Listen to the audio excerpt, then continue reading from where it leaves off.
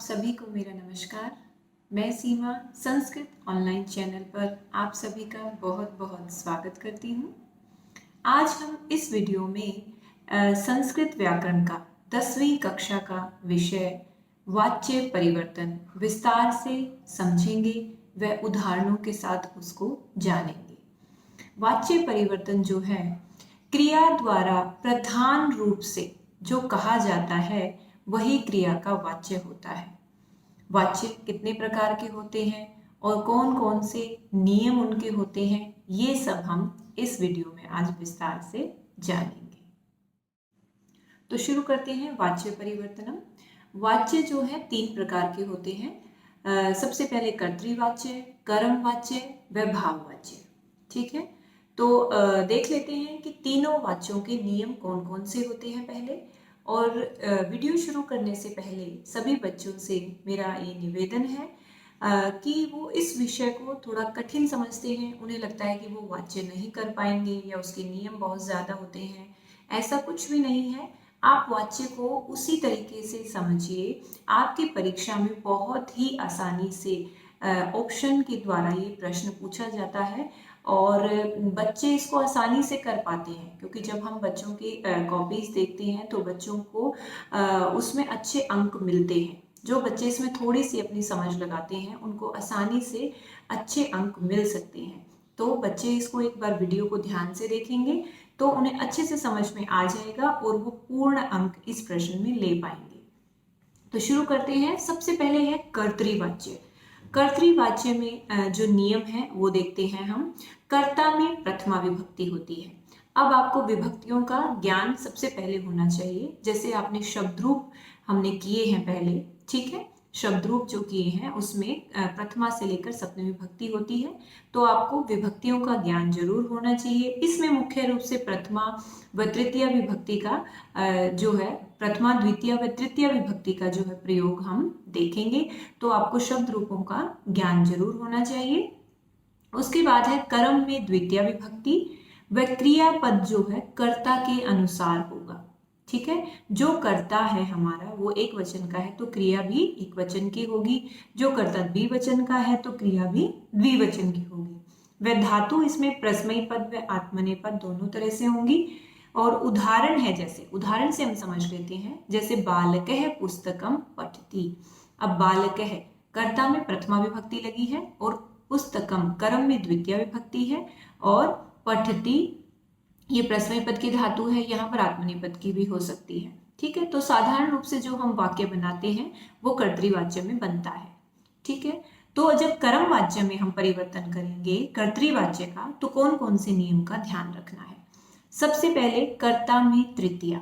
जो कर्तृवाच्य में कर्ता में प्रथमा हमने अभी सीखी है उसको हमें तृतीया में परिवर्तन करना है। कर्ता तृतीया हो जाएगा, प्रथमा का तृतीया, और कर्म जो द्वितीय था वो प्रथमा हो जाएगा। ठीक है, कर्ता का प्रथमा से तृतीया और कर्म का द्वितीय से प्रथमा। और जो है क्रिया जो है वो कर्म के अनुसार होगी। कर्म वाच्य है तो क्रिया कर्म के अनुसार होगी, जबकि कर्तृवाच्य में कर्ता के अनुसार थी। तो बस इतने से नियम आपको ध्यान रखने हैं और इस प्रश्न को आप अच्छे से याद कर पाएंगे। इसमें जो है धातु आत्मनेय पद में होगी, कर्म वाच्य में ध्यान रखें, और जो धातु है उसमें फिर य भी जुड़ जाएगा। वो मैं आपको उदाहरण के द्वारा समझाऊंगी अच्छे से। उदाहरण है, जैसे हमने कर्तृवाच्य का उदाहरण किया, बालकः पुस्तकम पठति। इसी को अगर हम कर्म वाच्य में परिवर्तित करते हैं तो बालकः प्रथमा है उसको तृतीय में बदलेंगे तो बालकेन, क्योंकि बालक शब्द रूप प्रथमा एक वचन है तो तृतीय का भी एक वचन ही लेंगे।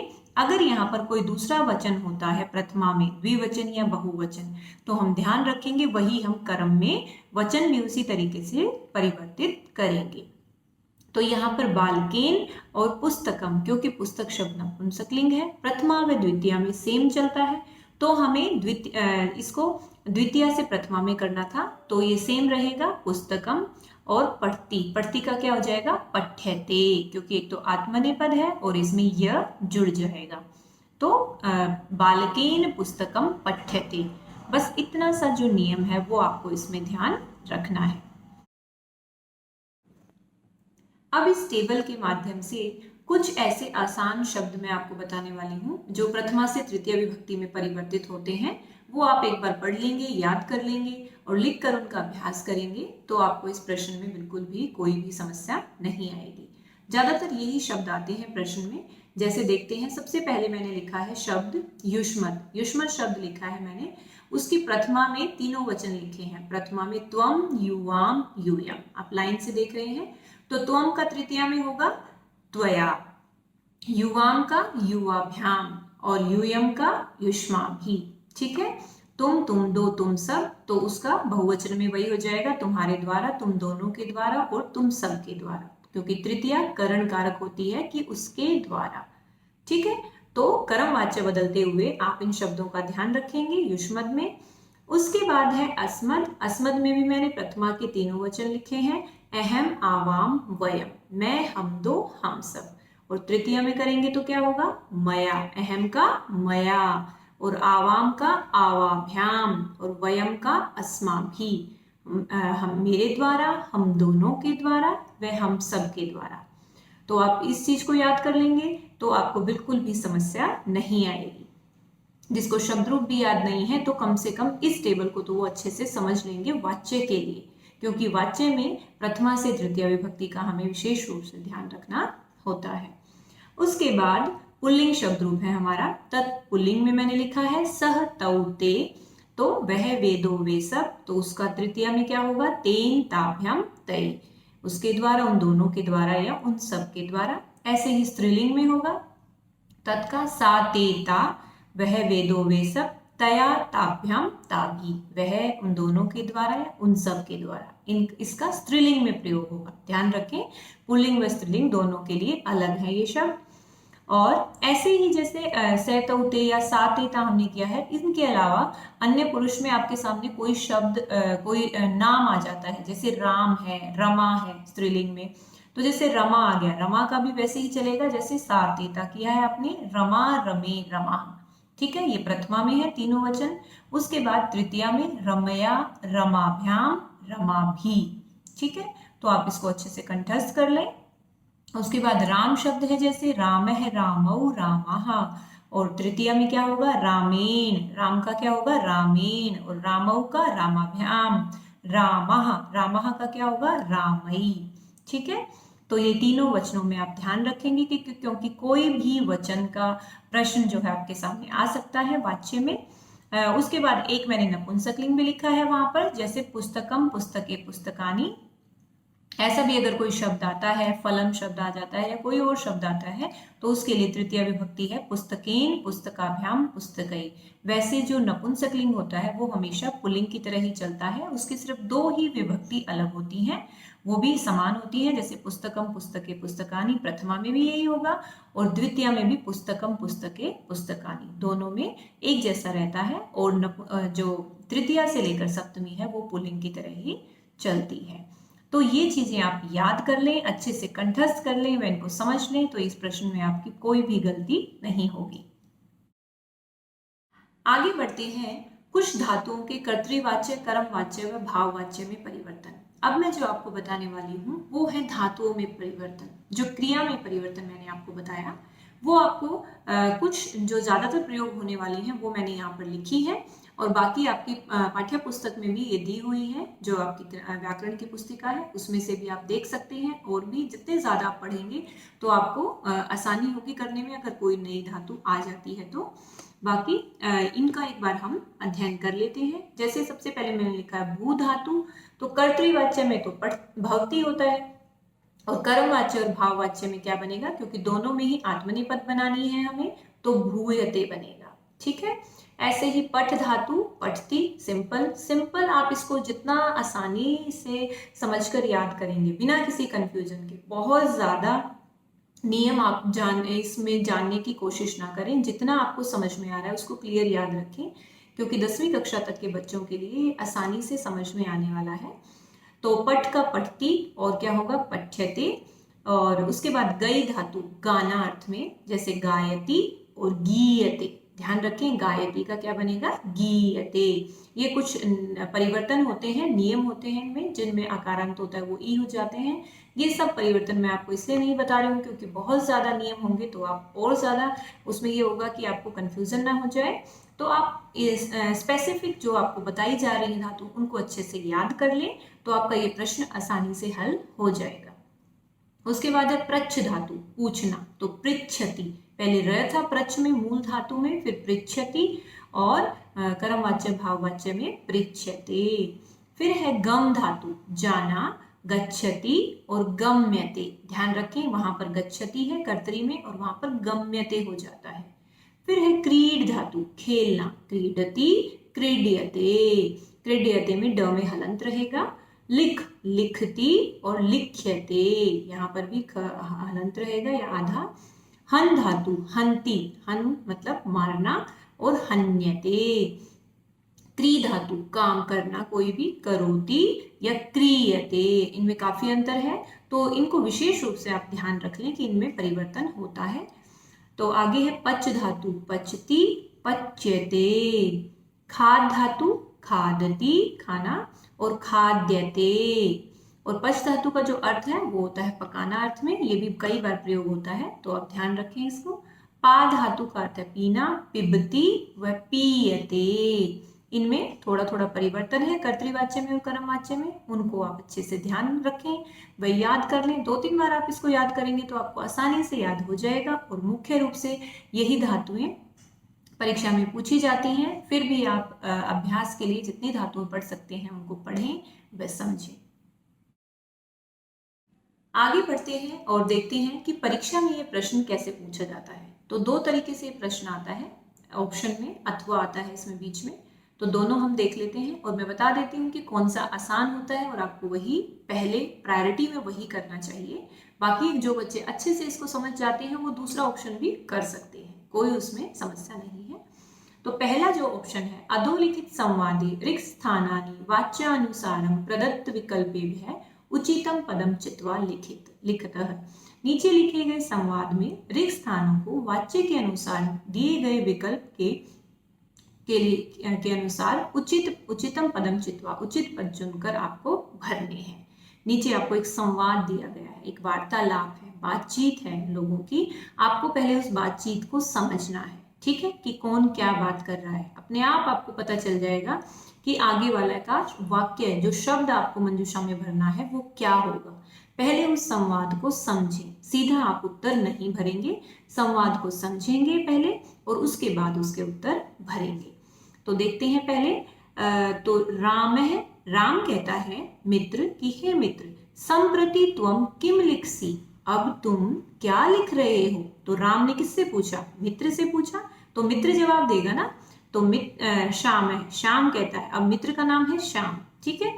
तो श्याम कहता है बंधु कि भाई, मया संप्रति पत्रम डैश, मेरे द्वारा तो अभी पत्र डैश। अब मया आ गया तो इसका मतलब है कि कर्म वाच्य का वाक्य है ये, तो हमें क्रिया जो है कर्म वाच्य में बतानी है। अब क्रिया कौन सी होगी, जो प्रश्न में पूछी गई है। उसने पूछा क्या लिख रहे हो, तो लिखने से ही संबंधित होगा। तो हम उसमें देख लेते हैं मंजूषा में, तो लिख्यते वहां पर लिखा हुआ है, तो यहाँ पर आ जाएगा मया संप्रति पत्रम लिख्यते, मेरे द्वारा भी पत्र लिखा जा रहा है। तो बस इतना सा आपको ध्यान देना है। आपको देखना है कि पहले वाला जो आपका संवाद है, जो वार्तालाप है, उसमें किसके बारे में बात हो रही है, क्योंकि आगे वाला उसी बात का जवाब देगा, तो वही शब्द आपको मंजूषा में प्रयोग करना है। और कर्तृवाच्य आपको पता है कि सिंपल साधारण वाक्य होगा आपके सामने, और कर्म वाच्य में उसको तृतीय विभक्ति और आपकी जो कर्म जो धातु में यह लगाकर जो परिवर्तन हो जाएगा आत्मनेपद में, उसका आपको प्रयोग करना है। आगे है राम है, राम कहता है फिर किम त्वया, क्या आपके द्वारा डैश अपि पठ्यन्ते, डैश भी पढ़ लिया गया है। अब क्या पढ़ लिया गया है, आप देखिए उसमें पढ़ने का क्या है, पठानी नहीं आ सकता क्योंकि धातु उसमें पहले ही लग चुकी है। पुस्तकानी और मया दो है उसमें, तो पुस्तकानी अपि पठ्यन्ते, क्या पुस्तकें भी पढ़ ली गई हैं, तो आसानी से पता चल गया हमें ये। तो क्योंकि पुस्तकानी अपि पठ्यन्ते, यही शब्द यहाँ पर बिल्कुल सही फिट हो रहा है, तो ऐसे ही आप समझेंगे और आगे बढ़ेंगे। श्याम है, श्याम कहता है आम, हाँ, आम का क्या अर्थ होता है? हाँ। अहम पुस्तकानि अपि डैश, मैं पुस्तक भी पठामि, अहम के साथ पठामि आता है। अब ये कर्तृवाचक का साधारण वाक्य है जहाँ पे प्रथमा विभक्ति है, कर्ता में कर्म में द्वितीय है और पठामी है, आपकी सिंपल धातु है प्रश्न पद की। उसके बाद है राम कहता है मित्र, एतत् चित्रम कह करोति, ये चित्र कौन कर रहा है, कौन बना रहा है? श्याम है। श्याम कहता है एतत् चित्रम, यह चित्र डैश एव क्रियते, अब क्रियते किया जा रहा है, किसके द्वारा? अब पता है कि कर्म वाच्य में है तो मया बच गया हमारा, मया एव क्रियते, मेरे द्वारा ही किया जा रहा है। तो हमने इस संवाद को अच्छे से समझा है पहले कि बोलने वाला क्या कह रहा है और आगे वाला उसी से संबंधित मंजूषा में से क्या बात का जवाब देगा। तो बहुत ही आसान है ये संवाद को वाच्य के उससे भरना, क्योंकि पूरे वाक्य में आपको परिवर्तन नहीं करना है इसमें। तो मैं ये कहूंगी कि बच्चों पहले आप इसी को करें ऑप्शन को, तो आपका ज़्यादा आसान रहेगा आपके लिए। और दूसरा भी ऑप्शन मैं आपको अभी करवा रही हूँ, अगर आपको वो आसान लगता है तो आप अपनी मर्जी से वो भी कर सकते हैं।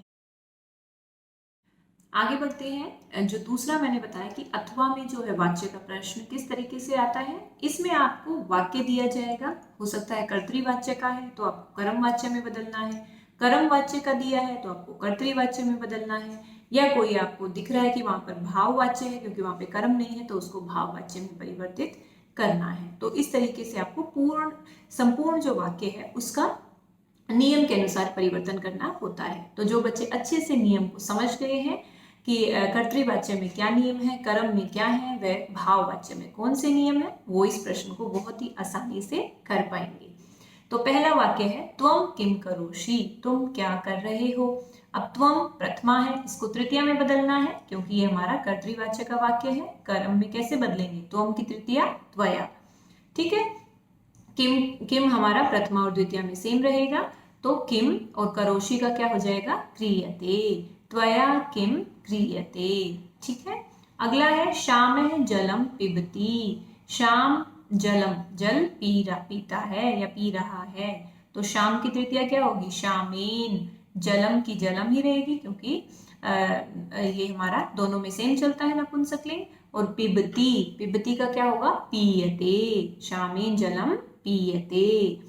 उसके बाद है अस्माभि हस्यते। अब ये देखिए, ये पहले से ही हमारा भाववाच्य में परिवर्तित है क्योंकि तृतीय विभक्ति है और क्रिया लगी हुई है एक वचन की, तो इसको हमें वापस बदलना है। कैसे? अस्माभि, अस्माभि का क्या होगा? अस्माभि किसका वो है? तृतीय विभक्ति जो है बहुवचन है, किसका है? अहम आवाम वयम, मया आवाभ्याम अस्माभि, तो वयम का है, वयम। और उसके बाद हस्यते की जगह क्या आएगा? वयम हसामः है, हम हंस रहे हैं, तो उसका अस्माभि हस्यते, ठीक है। आगे है तई प्रातः विद्यालयम, विद्यालय गम्यते।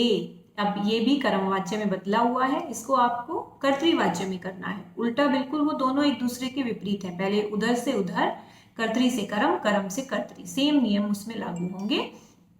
तो तई का क्या हो जाएगा? तेन ताभ्याम तई होता है, बहुवचन है, तो से तौ ते, तो ते का बहुवचन है तई, तो ते आ गया पहले, और प्रातः प्रातः रहेगा, और विद्यालय है, विद्यालय है क्योंकि यह प्रथमा कर दी गई है, और विद्यालयम, ते प्रातः विद्यालयम क्योंकि विद्यालय शब्द पुल्लिंग में लिया गया है, विद्यालयम। और गम्यते का क्या हो जाएगा? गच्छन्ति, ते प्रातः विद्यालयम गच्छन्ति, ठीक है। तो इस तरीके से ये जो है शब्द वाच्य के आपके सामने आएंगे, इनको भी आप कर सकते हैं। जिन बच्चों को अच्छे से नियम समझ में आ गए हैं वो समझ सकते हैं कि ये कर्तृवाच्य का है और इसको कैसे हमें कर्म में परिवर्तित करना है और किस तरीके से कर्म को हमें वापस कर्तृवाच्य में परिवर्तित करना है। तो वो बच्चे इस प्रश्न को आसानी से करेंगे। और जिन बच्चों को थोड़ी सी भी कंफ्यूजन है वो संवाद वाला ही प्रश्न करें, क्योंकि मंजूषा में शब्द दिए हुए हैं, आप बिल्कुल भी उसमें गलती नहीं करेंगे। थोड़ा सा बस संवाद को समझ लेंगे कि कौन सी बात किसके लिए की जा रही है, तो आप उसमें आसानी से शब्दों को भर सकते हैं, क्योंकि सारी बातें एक दूसरे से कनेक्टेड होती हैं, वही क्रियाएं उनमें होती हैं जो एक दूसरे से बात कर रहे होते हैं। बस आपको थोड़ा सा उसमें ध्यान देना है। तो आज का ये विषय यहीं पर समाप्त होता है। आपको वाच्य का प्रश्न समझ में आ गया होगा, मैं आशा करती हूँ। और आप सभी जिसने अब तक चैनल को सब्सक्राइब नहीं किया है वो इसको सब्सक्राइब कर लें, क्योंकि आपका कंप्लीट सिलेबस जो नवीन पाठ्यक्रम के अनुसार है सारा आपको संस्कृत ऑनलाइन चैनल पर मिलेगा। आप सभी का वीडियो देखने के लिए बहुत बहुत धन्यवाद।